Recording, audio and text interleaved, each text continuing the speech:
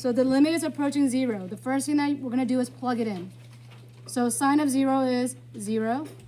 E to the power of 0 is 1. 1 minus 1 is 0. And what was that shortcut rule? The L'Hopital's rule? And that states basically derive the top and derive the bottom. So we have our limit notation as it goes to 0. What is the derivative of sine? Cosine. And then the derivative of e to the x is simply e to the x. That we covered today. So now I'm going to plug it in. So we get cosine of 0 over e to the power of 0. At 0, there's an adjacent movement of 1. E to the power of 0 is 1.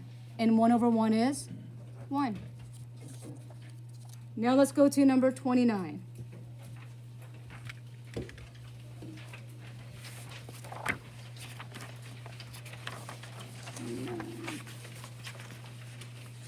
One more.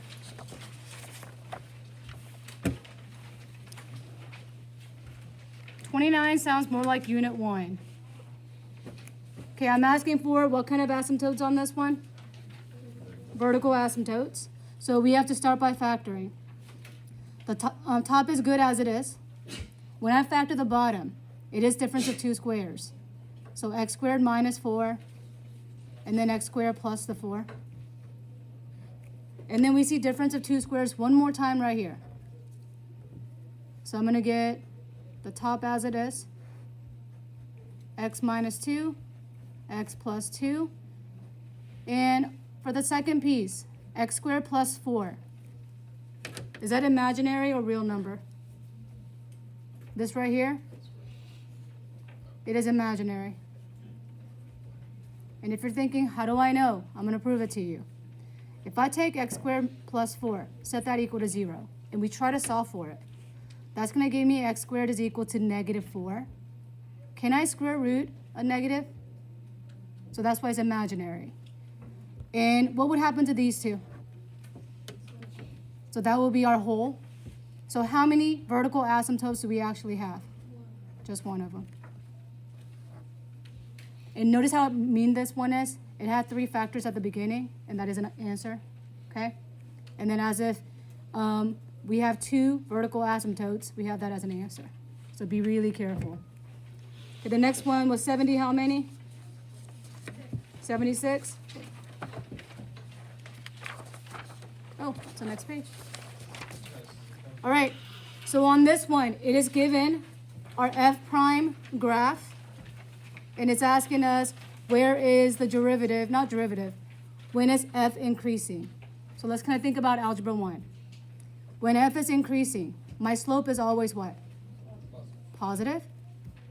And when the slope is positive, our f prime graph must have everything above. So I'm going to highlight the above pieces. F prime is positive here, and it's positive here. So therefore, our graph must be increasing in those areas. So the interval that it satisfies is what? D. And then was 78 the next one? Yep. Next page.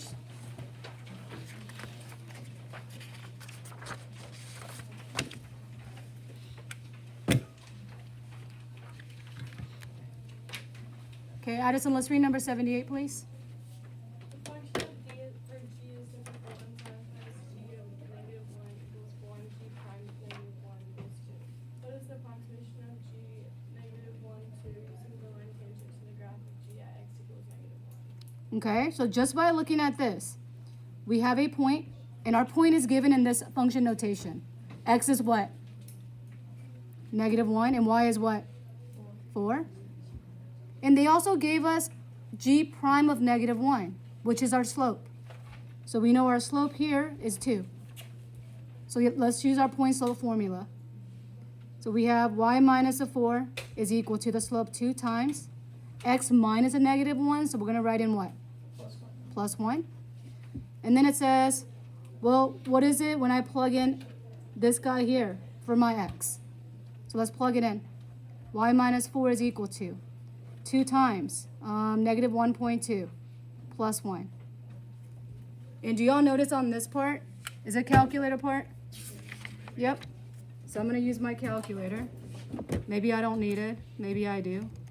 So I'm gonna type in the right piece. 2 times negative 1.2 plus 1, and then plus 4. That's gonna give us 3.6. Boom.